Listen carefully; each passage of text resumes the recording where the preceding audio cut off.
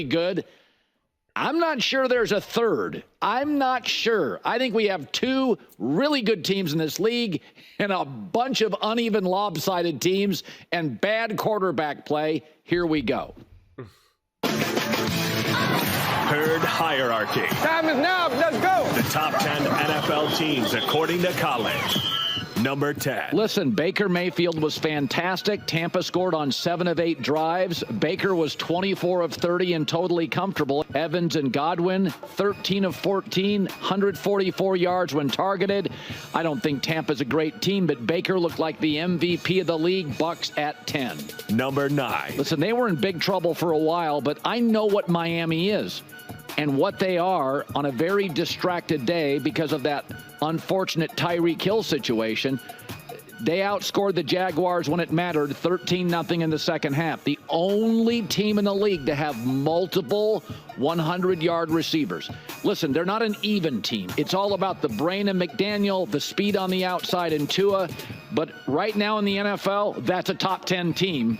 I like Miami at number 9. Number 8. Chargers, again, they have an identity. More rushing yards than passing yards. Physical play. I thought Joe Alt for a rookie was unbelievable. Did not allow a single pressure. 11 snaps against Max Crosby. So they are A at tackle, A at rush end, A at quarterback, and A at coach. They have an identity. 90% of this league this morning doesn't have an identity. Chargers at 8.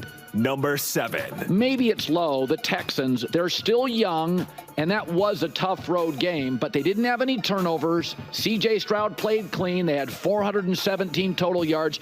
You know, I'm about a week from putting them at number 3. If they go home and hammer the Bears, I think I may move the Texans to number 3. I'm not quite ready. But good God, Stephon Diggs comes in, touchdowns. Joe Mixon, bang. I cannot believe how quickly they have built this roster up. I'm a semi-believer. If they hammer the Bears, I think I'm putting them at 3. Right now, I've got them at 7. Number 6. And it's just experience why I have the Ravens at 6, because I worry about Baltimore's offensive line. 3 new starters.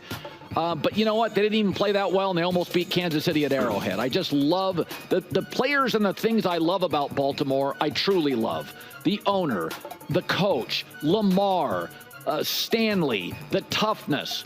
Listen, if you can go toe-to-toe with what appears to be an excellent, better than last year Chiefs team and lose by an inch and a half, you're pretty damn good. Ravens at 6. Number 5. But I'll give the Cowboys credit. I turned the fourth quarter off. Sorry, Fox. Sorry, Tom. It was a blowout. I mean, they got so many pressures on Deshaun Watson. Now, some of that is the offensive line for Cleveland was a mess. Like the Rams, it was using backups. So I don't want to go too crazy on Dallas. I still thought situationally on that 66-yard field goal, it's Dallas. And it was a banged-up team. But I'm going to give them credit. I know it's September. I know it's hype. But I'll put the Cowboys at 5. Number 4. The Lions played poorly and won. That's the sign of a good team. Their defense allowed 304 passing yards, but some of that is McVay, Stafford, Cooper Kupp. That's what the Rams do. But I did think many of the completions and throws were great plays by Stafford, not bad defense. It wasn't like the Jets last night where guys were wide open all over the field. Stafford made amazing throws, and the offensive line, right where it should be with PFF, is number 1 again. I think this is a power team, not a pretty team. They got a little cute and pretty against the Rams. I think they should be running the football 45 times a game. Number 3. It's weird. I think it's the Eagles, and I don't know if they're good. They're bad defensively. Now, some of that's Green Bay's great offensively. But let's be honest. A.J. Brown and Devontae Smith, 75 yards plus rushing. Saquon Barkley over 100 yards. Jalen Hurts. They got nothing but weapons offensively, and this is an offensive league. Well, their defense isn't good. Well, the Jets' defense was atrocious last night, and that's supposed to be a good one. The Ravens' defense is supposed to be a good defense. Kansas City did whatever they wanted. I mean, you keep telling me about all these great defenses. Does it matter? At the end of the year, it's all offenses. All I see with Philadelphia is playmakers everywhere, all over the field. So even though Jalen Hurts had some turnovers, there were a machine. I think Green Bay could get to the Super Bowl, and Green Bay couldn't stop them. Number 2. San Francisco. 8 straight scoring drives against the Jets. I could put them at number 1, but I have so much respect to be able to beat the Ravens. I'm not going to. It is the Jets. I think what's amazing is an undrafted running back. You got a tight end from Harvard, a 7th-round receiver, a 7th-round quarterback, didn't have Christian McCaffrey, and they did whatever they wanted to. Everything. Interior running, outside running, jet sweep, stream, everything they wanted to do, they did. All those first-rounders on defense for the Jets pushed all over the field by 6th and 7th rounders. Number 1. I'll give it to Kansas City. 7 yards of play against the Ravens defense. And again, I'll go back to this. Who really plays great defense in the league? If you're great situationally, then you're great in the NFL. Dallas had a great pass rush against Cleveland's backup O-line. I think the bottom line is Xavier Worthy touched the ball 3 times and had 2 touchdowns. That had to be encouraging. Hollywood Brown's coming back. I think we have, I'll say it again, I think we have 2 great teams in the league. After that, Baltimore and Philadelphia, Detroit are flawed teams. Okay, so let's talk about this. I'm going to do this a little bit differently. I'm trying something new. Let's see if you guys like it. I'm going to now go through my rank. I'm going to first talk a little bit about what Colin has to, what Colin said and all that. And then I'm going to go through my rankings, but I'm doing it differently.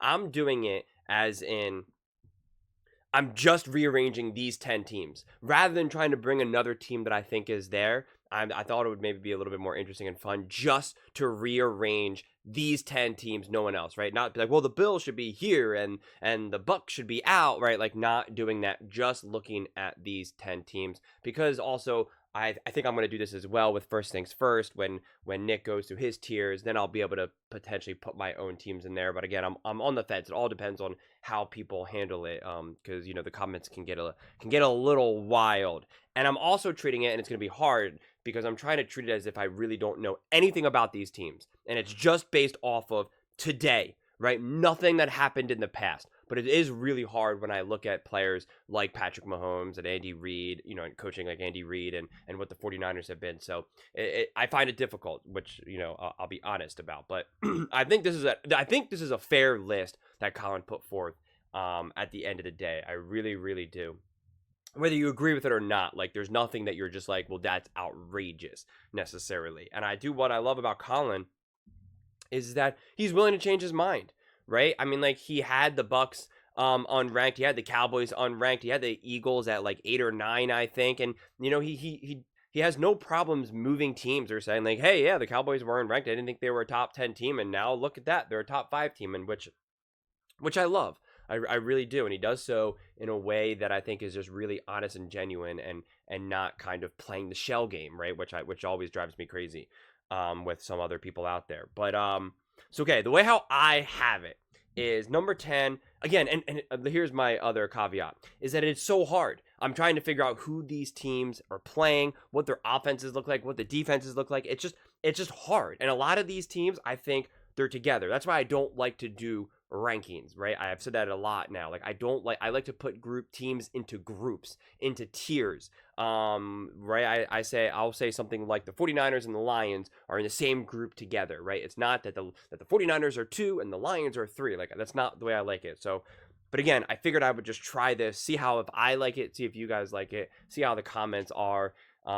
If they're not too aggressive and not too over the top and crazy, then maybe I'll keep doing it. And let me know if you think like if I should add the other teams in there as well, or just doing this rearranging. Like I'm kind of purposely backing myself in a corner just for the fun of it, honestly, right? Like I just think it's kind of an interesting experiment where it's like, okay, these are the 10 teams. How do you think they all shape up? So number 10, I have the Chargers.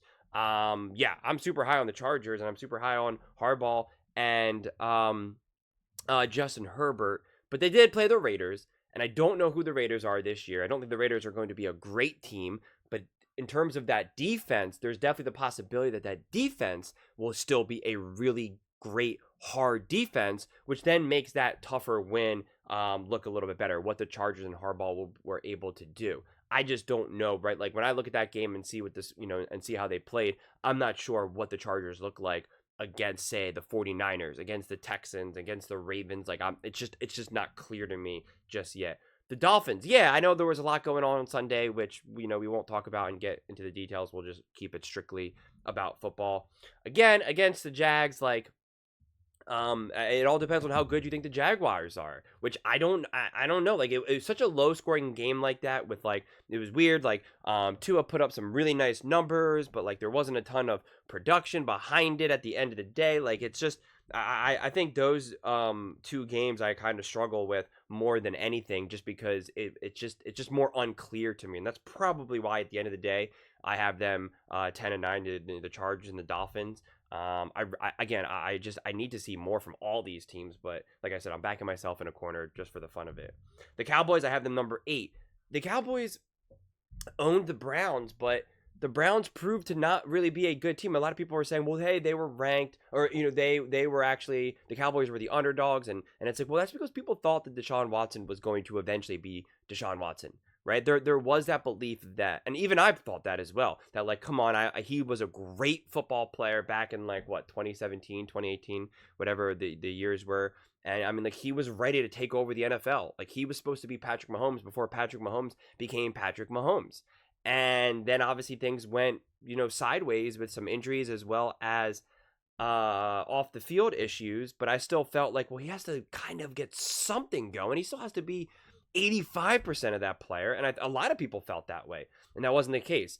They were down defensive players. Their offensive line, as Colin said, was held together with duct tape and super glue, and so the Cowboys were able to feast off that. And so that's why it's harder for me to really evaluate the Cowboys too strongly, because I don't think Dak Prescott played that particularly well, quite frankly. I don't think that was this like earth-shattering game, but they did take care of business and they did win convincingly, which again, if a team like the Raiders ends up being an awful bottom team, or say, I'm trying to look at any other teams that we're faced right. None of these other teams really face. Oh, the Jets, I guess, is another good example. If the Jets end up being terrible, right? Then it's like, well, yeah, well, I guess they played good against that. But then it's less impressive. It's less impressive that you beat such a bad team by so many points is really what I'm trying to emphasize. And then that leads me next to the Bucks. So I have the Bucks at 7 because they played the Commanders. I also thought the Commanders would be better, but who really knows, honestly. It's a rookie quarterback. They were the second worst team in the NFL, but the Bucks absolutely took care of business. And if the Browns end up being just as bad as the Commanders, then I would have expected the Cowboys to have a cleaner game, a much cleaner game.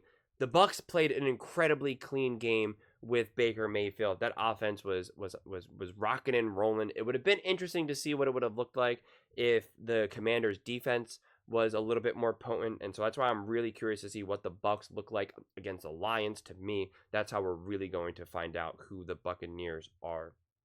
And then I have the Ravens at 6. And this is where this is now like really these teams where if I was doing it my other way, I would just be putting them like all in the same group together, quite frankly. But I have the Ravens. Listen, being within one score of the Chiefs is always going to be legit. And they could have tied in, could have even won it. But the Ravens had some issues. It's just hard for me to get behind the style of play that they have with Lamar Jackson. I think, and again, all these teams that I'm naming right now, like they can all beat each other on any given day. Like even the Cowboys, right? Like I'm going to have the Eagles or the 49ers, and it's like I absolutely can see the Cowboys beat, especially the Eagles. They always play each other tough. So it's not so much that like if this team's 6 and the other team's 2, it means like, oh my God, they're not even in the same world together. I don't see it that way. But that's why I have the Ravens at 6. It's just, I'm just uncomfortable with their game plan moving forward. But if the Chiefs really prove to really have this elite, to have major upgrades and offense with Xavier Worthy and Rashee Rice continues to get better as a wide receiver and Pacheco, then the fact that the score was 27-20 is still going to be pretty impressive. Then I have the Lions at 5. So also super high on the Lions, and I think they played great, but it did take to overtime. The Rams were depleted offensively, and Puka Nacua was down, and yet it still was a hard-fought win. Now, don't get me wrong. When these two teams play each other, it's going to be emotional. They have a history now, like a true history of not only playoff history together, but then obviously the whole thing with Stafford and Jared Goff. So like now these teams are really connected to each other, and it is a battle. It may as well be the Cowboys versus the Eagles at this point, quite honestly. And so I think those games are, for the most part, as long as those two quarterbacks are facing each other, it's always going to be tough.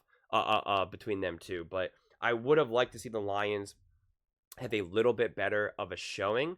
They seemed a little out of rhythm at times, but again, like I also praise the Lions for that game because the way how they won, how physical they were, how hard fought they were, the little plays like Amon-Ra St. Brown,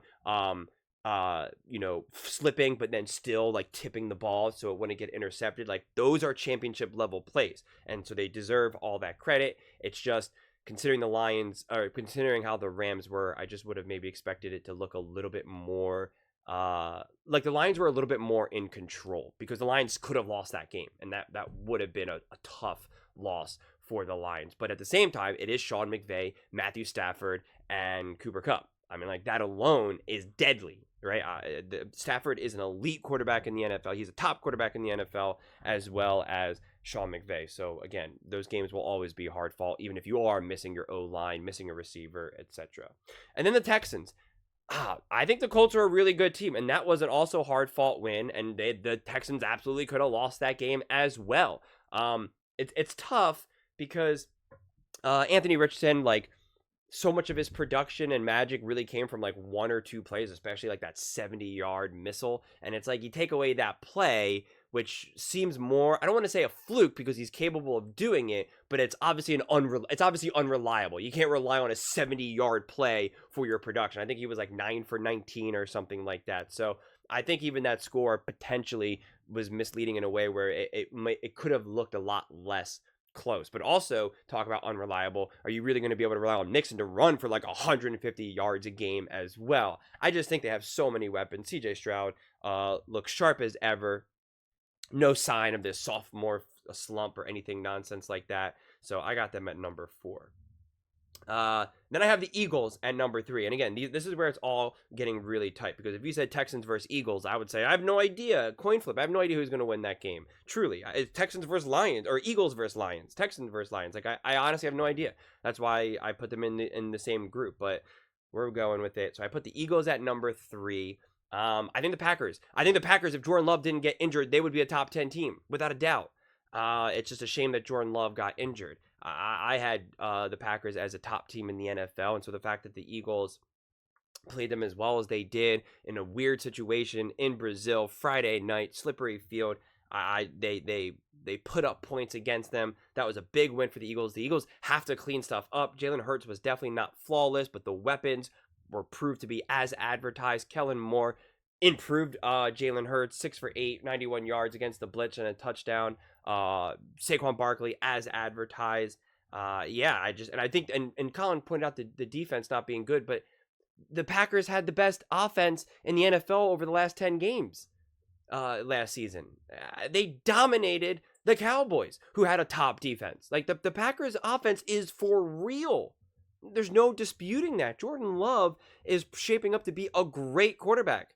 But at the same time, his team didn't really do the best to support him either.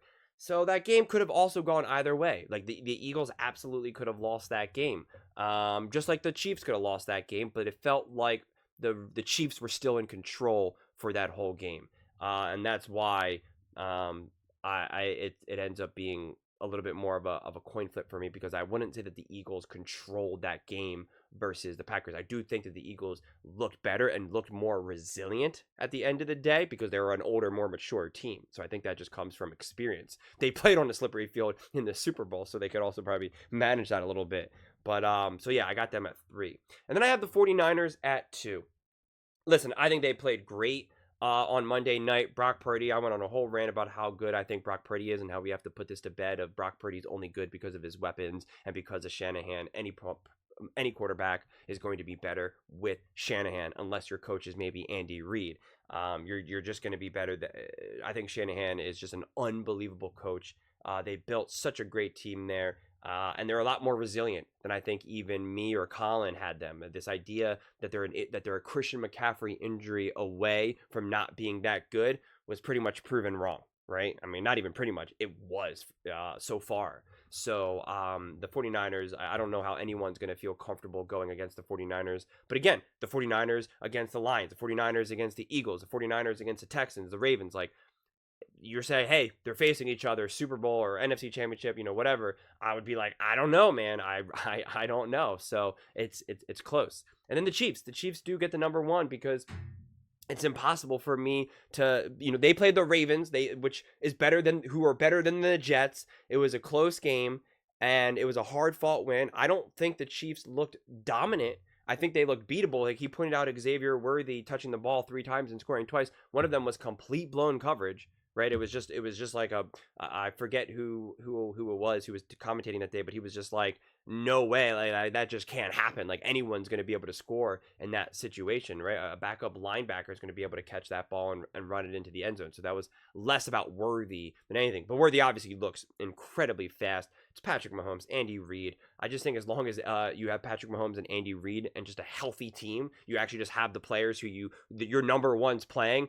They're going to be a potent team. They're going to be difficult. Andy Reid just consistently schemes guys wide open for Patrick Mahomes. And when they're not, Patrick Mahomes can take over. And that's just what, to me, makes them such a deadly combination. So that is my 10 list with Colin's top 10 teams. I don't know how much it would have changed if I could add other teams like the Bills, for example. I'm trying to think if there was any other teams that I could think of off the top of my head. I think week 1 rankings are just brutal. I really do. I'm only doing this in the sake of like creating content, try to be entertaining, have some conversations around this, and not taking it too seriously, which is why I tried to emphasize it. Like, don't take all the rankings too seriously, especially because of the way how I did it. Like, this is just supposed to just be kind of interesting and fun, and so I'm curious to see how this all lands for you guys. Because if you guys take it too seriously and you're like, how do you have this versus that? Then like maybe I won't do it anymore. So I am curious, but I kind of like it this way since I think I'm going to do, for first things first, the tiers and also the quarterback rankings as well.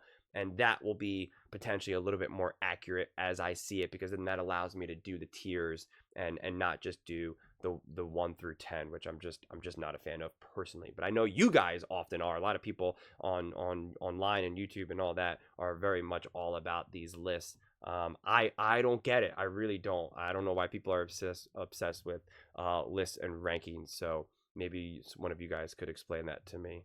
Maybe I'm just an old man already. But yes, that's all I got for you. I would love to hear your thoughts. What did you think about my top 10? What did you think about Colin's top 10? Let me know in the comments below. I read every single comment, so whether you agree with me or disagree with me, either way, let's get in some discussions, let's get in some fights, but ultimately, let's just have some fun. And please do consider subscribing. We are building an amazing community here, and I would absolutely love to see you part of it. I want to build something that we all genuinely feel connected to, something that we're really excited to be part of. I think we're well on our way to doing it. And please don't forget to give this video a thumbs up, as it really does help with the visibility and the algorithm. Thank you so much, and see you next time.